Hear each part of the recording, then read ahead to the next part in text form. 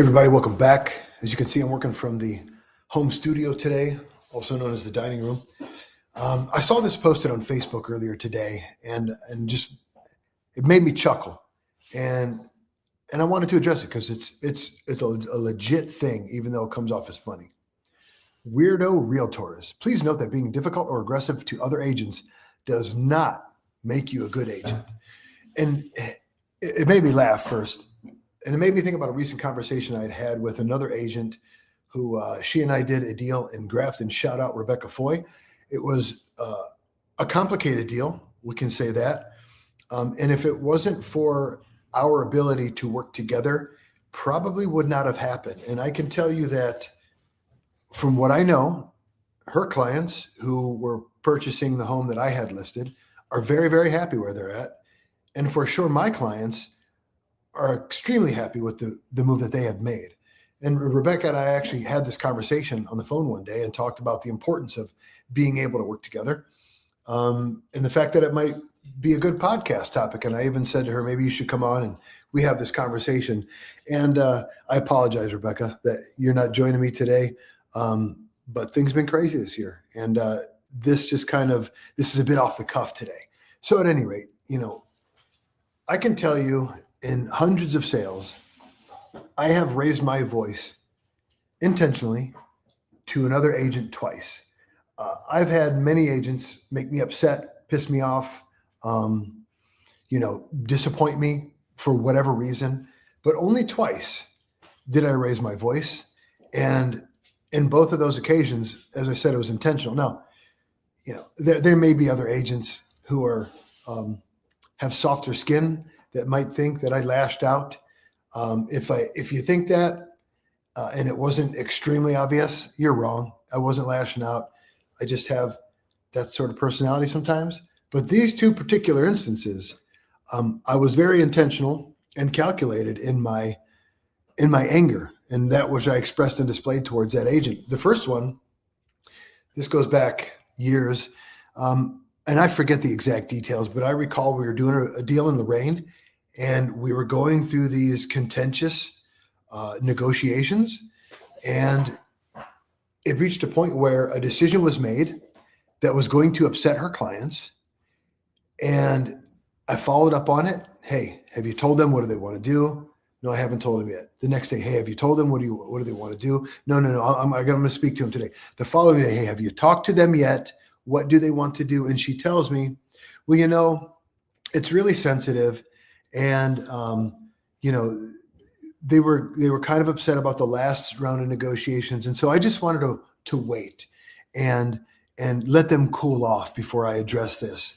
And I don't know how long the cooling off period was, but we just had gone through 2 to 2.5 days of this not being addressed. And, we're under contract with deadlines and dates and stipulations where things need to be done by. And so I went off and basically told her that she was wrong and that she was not very good at all about managing her side of the deal or the communications thereof. The second time that I raised my voice, I was genuinely very angry. I was selling a home in Youngstown, had it listed, and the other agent told me that they had been visiting the house just to take a look at things. And the reason I knew was because we're under contract and we had kind of gone through negotiations, and then they were asking for some additional concessions. And, I said, no, that's not how this works. And then they told me, well, we went back to do another walkthrough the other day and we found this and this and this. And I basically said, you will not return to my seller's property. You will not go back there until it is time to close. And if you do go back there, we will call the police because you are trespassing. You do not have the right to do that. And don't you dare think about it unless you get the express consent of my seller and myself. Until then, don't bother, right? But obviously it was a little more animated and energetic than what I just laid across to you folks. The whole point is this.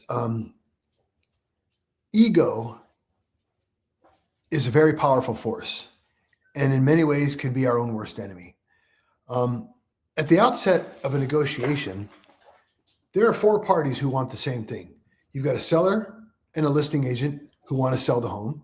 You've got a buyer and a buying agent who want to transact and purchase the home, right? All four parties want the same thing. Seller wants a payday, listing agent wants a payday, buyer's agent wants a payday, buyer wants a new house or a new property, whatever it might be. We all want the same thing. So there is an adversarial point in this transaction, and that is at any point in time where there's negotiations going on, right? I want what's best for my people. The other side wants what's best for their people. And we're going back and forth, essentially trying to convince the other side that what we want is also what they want. And we're trying to protect our client's interest, right? That's our job. That's exactly what we're being paid to do, is to represent them, protect their interests, put a deal together, and then manage it and see it across the finish line with no surprises, the least amount of stress possible, and ultimately giving them the keys to the property that they thought they were going to buy, that they've been looking forward and dreaming of buying, right? So it is contentious during negotiations. There's back and forth. There's no, we think our position is stronger, et cetera, right? But once you come to terms, okay, now everybody's kind of on the same team. Now, there is a subsequent negotiation with the inspection process and that contingency. And if things are found, you may enter into another subsequent negotiation where you're adversarial again. But after that, all parties are trying to get headlong towards the same thing. And that ego can come into play and really ruin a deal very quickly, whether it's the ego of the agent or the seller or the buyer. And it is most tragic and unfortunate, and I would even say unethical, when it's the ego of the agent that screws up the deal. And the thing is, you got to remember, folks, we're all humans and we're all highly emotional people. And I don't care, unless you are a psychopath, your emotions get the better of you in just about every decision you make. The most highly analytical and logical people I know still make their decisions based upon emotion. It starts with an I like or I don't like. And then they gather all the data they need to justify I like or I don't like, right? But it's based on emotion. It's where we begin and oftentimes where we end in all of our dealings with other people. And so if you have an agent that is belligerent, and thinks that scorched earth is the best way to put a deal together, oftentimes that will frustrate another agent and their principal to a point where they walk away from a deal. And now everyone's out. Everyone's out of that prospective house, payday, whatever it might be, right? Everyone loses in that sense, especially when all parties wanted the same thing just to get going. And I've had this happen. I've had other agents be so belligerent and such an inducing stress into the situation where it didn't need to be, whether it was through incompetence or arrogance, doesn't really matter. But they've introduced stress, and that caused the whole deal to fall apart when it shouldn't have.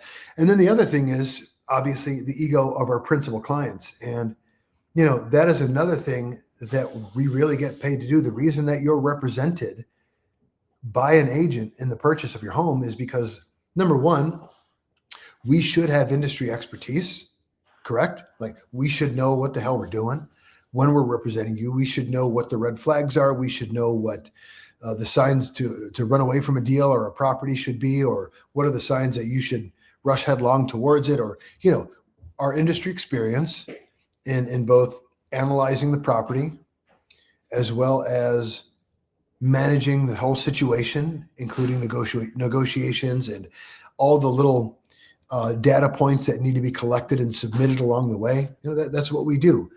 But a huge part about this, and again, I say this all the time, our job, okay, being a sales consultant, is a practice in applied psychology. And it is the ego of the principal client who we have to manage consistently. I mean, all the time. You know, I clearly remember a seller. We were through it, right? We were through inspection contingencies. We were through the financing contingency, and we're headlong towards the finish line. And the buyer's lender asked for some additional conditions to be met, and they wanted another round of updated pay stubs and whatnot. But some of the information that the buyer needed to present to them was not available for a handful of days. So they asked us to extend the closing date by 4 days. For some reason, this pissed my seller off so bad. And by the way, my seller had already moved out, right? This 4 days only affected them in one material way. And that was, you know, they had 4 more days of property taxes that now needed to be prorated. They had 4 more days of having to keep the lights on and the water in their name and that kind of stuff. You know, nominal expenses, very little. But for some reason, they felt disrespected by this and were so upset. They wanted to tell the buyer to take a hike. And I'm like, whoa, what are you doing here? We are very, very close to wrapping this thing up and you collecting the proceeds from the sale of this home, which, by the way, were good. It was healthy. It was a good deal that we had in place. And, you know, if you go back out to market, man, it's not a good look. And what are we going to tell people when you go back out to market? You know, the buyer needed a slight extension, so my seller blew the whole thing up. That's not going to make people look very forward to getting into a deal with you. And I really had to talk this guy back off the ledge. He was incensed that this buyer needed more time to close on the deal. And I mean, you know, I had another seller. Prospective buyers walked through the house. They didn't like a certain, sort of decoration, or it was a very minor adjustment or renovation that was made. Renovation is the best word to use. That could easily have been fixed, but it was a permanent renovation, and the buyers didn't like it, and they talked about it while they were standing there. And my sellers happened to, actually what happened was the buyer's agent told me that that's one of the things that was a deterrent. I told my seller, and they got so angry, they said, if they want to write an offer, tell them not to bother. And again, cutting your nose off to spite your face because your ego is so fragile, right? Your insecurities are they're so strong. They're such a powerful force in you that it doesn't make sense. So, the best deals ever are the ones where we run into issues, whether it's title exams, boundary lines, financial issues, or whatever. And both agents can come together and brainstorm, how do we figure out what is a solution, and then go to work independently and bring their work back to one another to present the solution. And the way it usually looks is something like, hey, I got this problem. This is what's going on my side. Not sure it's how it's going to affect anything. And then the other side says, well, hey, you know what? I've been down this path before, or, let's brainstorm about some potential solutions. Here's a common one that's easy to think of. You have an FHA buyer. They want to buy this home. There's flaking paint, but it's February. And so the paint around the trim on the garage needs repainted, or they're not going to finance the deal, but it's February and you can't paint in February, right? So what do? You leave money in escrow. You got to get a quote from the painter, submit that to title, leave that amount of quoted money in escrow.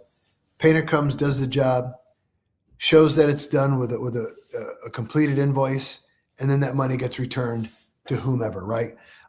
So that's a simple little example. But, when you can actually come together, pool resources and experience and knowledge to make the deal happen, and the seller gets to sell that home and take their proceeds, the buyer gets into the home that they wanted, and both agents get their paydays, that's legit. That's how it's supposed to be done, right? Not this adversarial the entire time. I'm not going to work with you because you're the enemy sort of attitude. Doesn't make sense, guys. It just doesn't make sense. And honestly, I have encountered this mostly with, I'm going to say, 50-year-old and up agents, men and women, both. They have this feeling that it's my side, all or nothing. Your side is the enemy, and I'm going to treat you this way the entire time. It's about the clients, guys. It's not about us. It's about the clients. What is it that my client is after, and what are their goals, and how do I best influence this entire process to help them meet their goals? If I find out in the course of the transaction, let's say via inspection, that their goal is no longer to buy this house, well, then that's the goal of walking away is now what I'm bent on working towards. But if after the inspection contingency, et cetera, if they still really want to get the house and there's problems, I'm going to work on solving those problems and getting my people into that house or selling that house so they can move into their new space.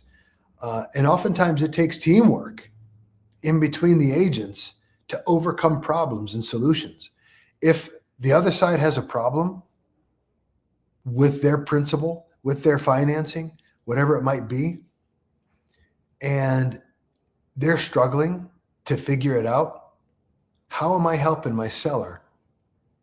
By just watching them flounder on the other side because they're the enemy and I can offer no aid or no help, right? But if I can draw on my experiences and my network and my resources to present them a solution so we can move forward with this deal, I'm going to do that happily. And that's the way we should treat our clients, because in the end, we live or should live in service to our clients. Okay. We should live in service to the people around us, helping them to get what it is that they're after, so long as it's legal and ethical. All right. So don't be a jerk. As always, take care of yourselves. Take care of one another. I love you, people.